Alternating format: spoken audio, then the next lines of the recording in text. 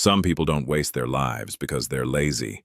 They waste them because they're waiting for the perfect version of themselves to arrive.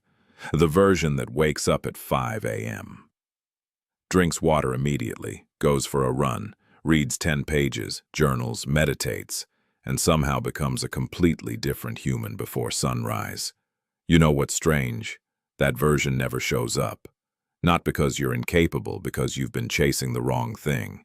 And deep down, I think you already know it. You've probably done it before. A random Tuesday night. You watch a productivity video, maybe 2, maybe 6. Suddenly your future looks incredible. Tomorrow is the day. You set 5 alarms, move your phone across the room, plan everything. You can almost feel the new life starting. Then morning arrives. The alarm goes off. And the person who made all those promises last night feels like a stranger. You hit snooze, then again.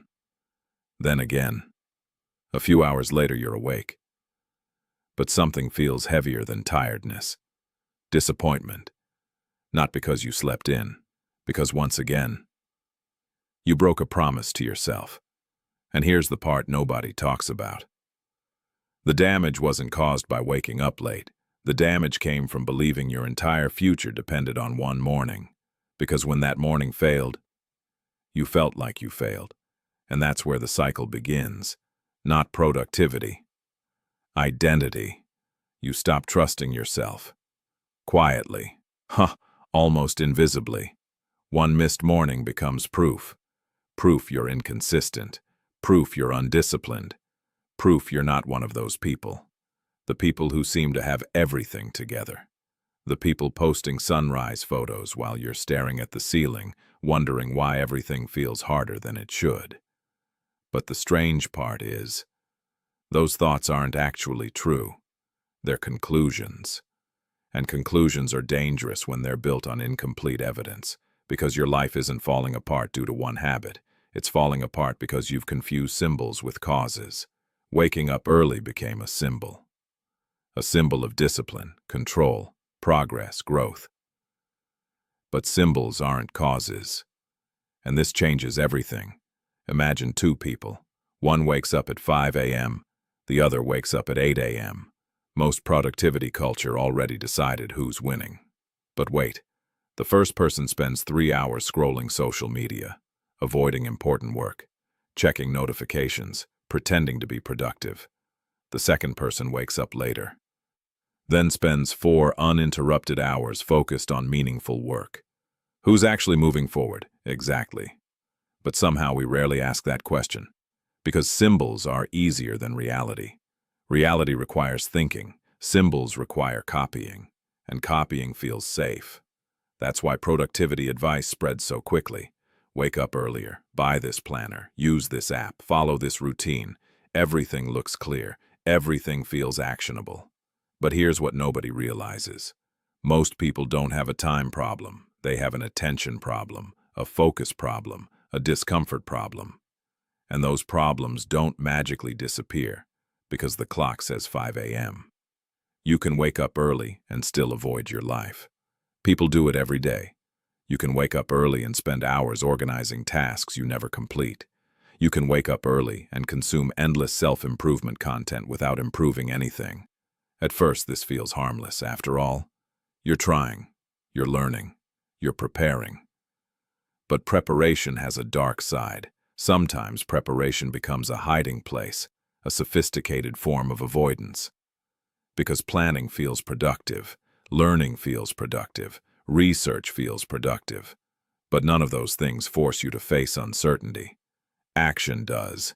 And uncertainty is exactly what most people are running from, not consciously, quietly. The same way someone refreshes their email instead of starting the project.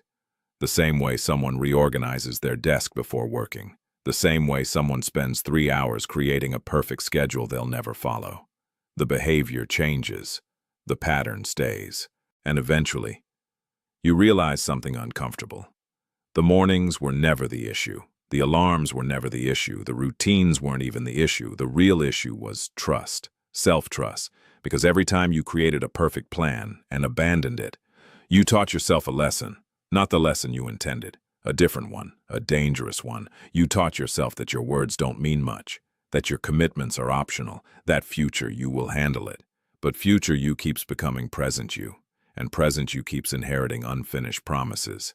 That's a heavy thing to carry, especially when nobody else can see it. From the outside, your life might look fine. You go to work, reply to messages, pay bills, show up.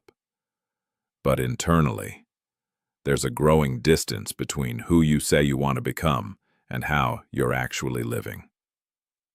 And that distance creates tension, not dramatic tension, quiet tension, the kind that follows you into bed, the kind that appears when you see someone making progress, the kind that whispers, "You know you're capable of more." And here's the strange thing. That voice isn't trying to hurt you. It's trying to wake you up. Not at 5 a.m. Awaken you to something deeper. The fact that your life changes when your relationship with discomfort changes. Because discomfort is where every meaningful thing lives. Focus is uncomfortable. Honesty is uncomfortable. Starting is uncomfortable. Finishing is uncomfortable. Growth rarely arrives dressed as inspiration. It usually arrives disguised as resistance. And this is the part most people miss. They spend years trying to eliminate resistance. But resistance isn't the enemy. Resistance is often the doorway. Think about the task you've been avoiding. You know, the one, the email, the conversation, the application, the project, the decision. The thing that's quietly sitting in the background of your mind every day. Notice something. The task itself probably isn't destroying your energy. Avoiding it is. The mental weight comes from carrying it, not doing it. Your brain keeps reopening the tab. Again, and again, and again. That's why unfinished things feel exhausting. Not because they're difficult, because they never stop demanding attention. And suddenly something becomes obvious. Productivity isn't about doing more. It's about carrying less. Less mental clutter, less avoidance, less internal negotiation, less pretending, because every day you spend arguing with yourself is energy lost before work even begins.